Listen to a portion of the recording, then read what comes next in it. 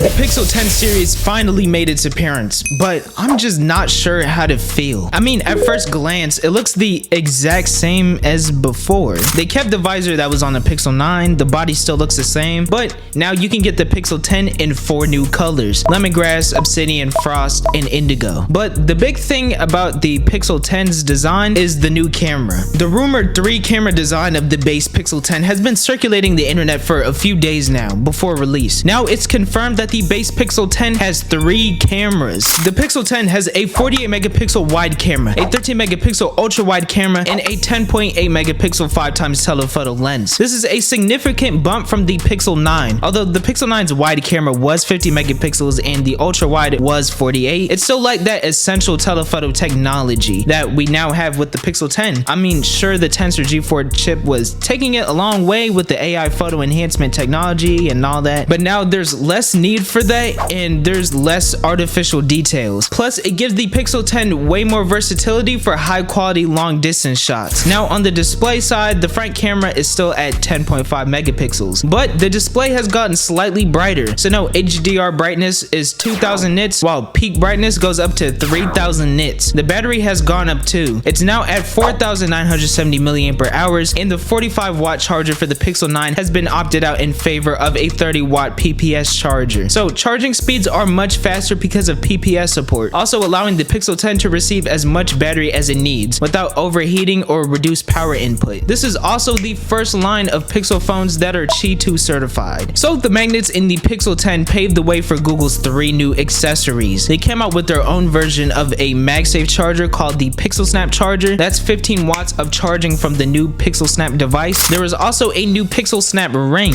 or you can purchase Google's custom charging stand combo with a Pixel Snap charger. They nicely flow with Google's aesthetic, and it brings something new to the table for Pixel enjoyers. The Pixel 10 also has aerospace grade aluminum to make up the frame, but it still has Corning's Gorilla Glass Victus 2 and an IP68 durability rating. Now, before I talk about Google's Tensor G5 chip and the latest AI features, we have to discuss the Pixel 10 Pro, Pro Fold, and Pro XL. The Pixel 10 Pro's 3-camera system contains a 50 megapixel wide camera, a 48 megapixel ultra wide with macro focus, a 48 megapixel 5x telephoto, and the cherry on top, a 42 megapixel dual PD selfie camera with autofocus. Yeah, these are the exact same specs as the last Pixel 9 Pro. However, there is one big difference. The Pixel 10 Pro is now able to achieve 100 times digital zoom. Now, compared to the Galaxy S25 Ultra, I wouldn't expect the 10 Pro to have better quality shots. However, this is still a massive feature for Pixel users. It must be cool being able to take close-up shots of the moon. The Pixel 10 Pro is also capable of recording 8K video at up to 30 FPS. The same is also for the Pixel 10 Pro XL. It also has a wider FOV than the base Pixel 10. The battery on the Pixel 10 Pro is less than the standard Pixel 10 at 4870 milliampere hours, but the 10 Pro XL has a battery of 5200 milliampere hours. The display size and brightness on the 10 Pro is the same as the Pixel 10. However, the Pro 10 XL has a bigger 6.8 Super Actual display, but the brightness is the same on the Pro XL also.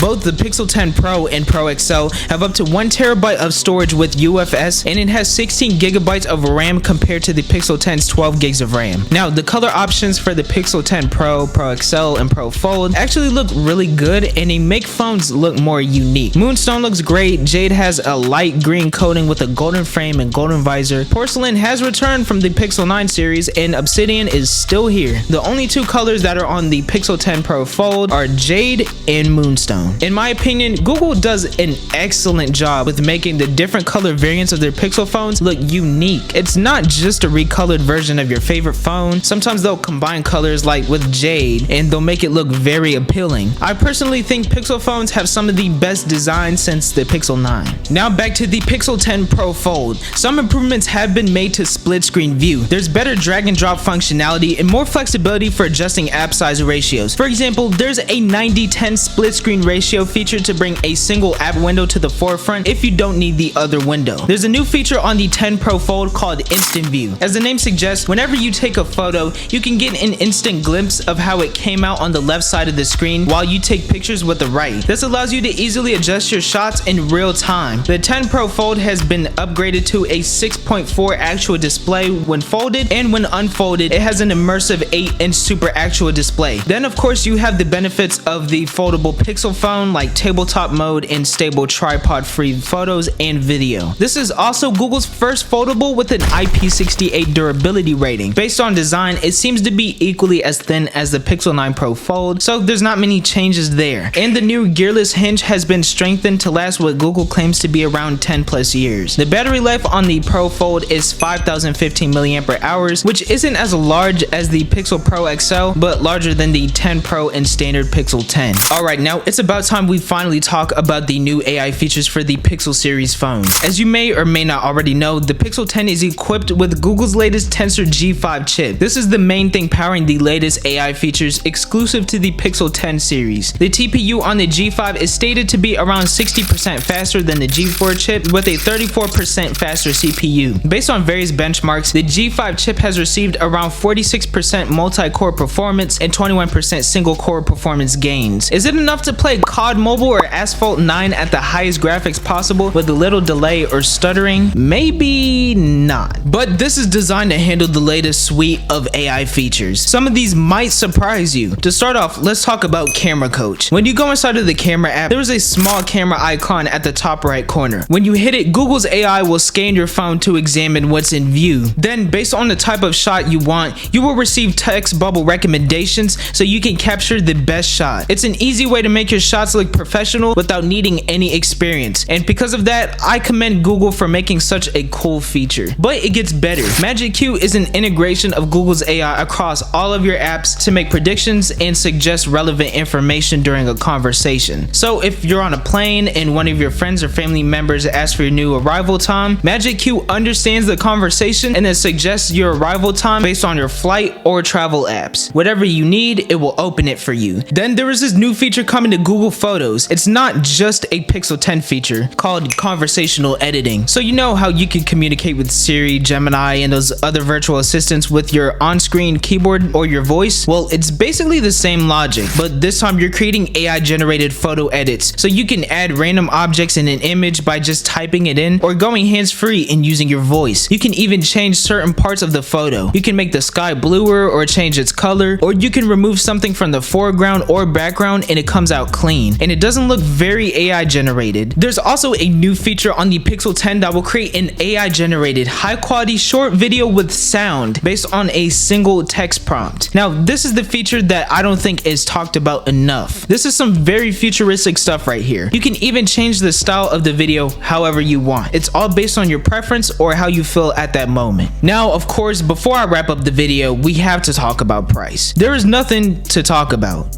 The prices are the same as last year, so that's it. I feel like the Pixel phones are very slept on because they're what a smartphone should be. Granted, phones like the iPhone are also very smart and they have the most seamless and productive, easy to use ecosystem in the world. However, the release for Apple Intelligence was off, to say the least, and there's no massive suite of AI features. Galaxy has a ton of cool AI based features, but nothing that really stands out. But I can't say that with the Pixel 10. But hey, if you enjoyed this video, make sure you hit that like button and subscribe to the channel. Thank you all for watching, and I'll see you in the next one.